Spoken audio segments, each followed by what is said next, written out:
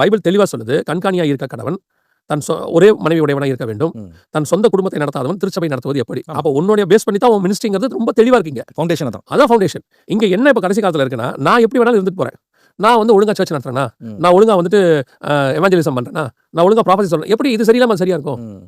இது இங்க யாரும் பர்ஃபெக்ட் இல்லை, சரியாகணும், கண்டிப்பாக சரியாகணும். சரியாகணுங்கிற எண்ணமாவது உனக்கு இருக்கணும்ல. இங்கே நான் சரியில்லை, நான் சரியில்லாம எப்படி நான் போய் பெரிய இதை செய்யறது? அதனால தான் நீங்க இந்த ஹீப்ரூஸ்ல நோவாவோட ஃபவுண்டேஷன் கிளியரா இருக்கு, ரொம்ப கிளியரா இருக்கும். ஃபர்ஸ்ட் என் ஃபேமிலியை தாண்டி அடுத்து ஒண்ணா நான் போறேன், எல்லாத்தையும் கொண்டு வரேன் உள்ள. முதல்ல என் ஃபேமிலியை கொண்டு ஃபர்ஸ்ட் ஸ்டெப் கரெக்டா பண்ணு. அது நீங்க இல்லையே, நீங்க அங்கதான பிரச்சனையே இருக்கு. இன்னைக்கு இவ்வளவு பெரியதான ஒரு 450 அடி 300 அடி நீளம்னு வச்சுக்கோங்க, இவ்வளவு பெரிய பேலையை ஒரு ஆளால நோவால கட்ட முடியாது. அப்போ நோவா கிட்ட தெரிஞ்சுக்க வேண்டிய இன்னும் நோவாக்கு ரொம்ப முக்கியமான ஒரு விஷயம் என்னன்னா, இந்த விஷனை என் ஃபேமிலி இல்லாம என்னால் நிறைவேற்ற முடியாது. இன்னைக்கு மினிஸ்ட்ரியிலும் சரி, ஆவிக்குரிய வாழ்க்கையிலும் சரி, உங்களுக்கு ஒன்று தெரியணும், உங்க விஷன் உங்க ஃபேமிலியோட சேர்ந்தது, வெறும் உங்களோடது மட்டும் இல்லை. அது உங்க மனைவியா இருக்கலாம், ஒருவேளை உங்க பிள்ளைகளாக இருக்கலாம், அல்லது கர்த்தர் கொடுத்த ஆவிக்குரிய பிள்ளைகளாக இருக்கலாம். கன்ஃபார்மா அதோட சேர்ந்தது தான் உங்களுடைய விஷன்.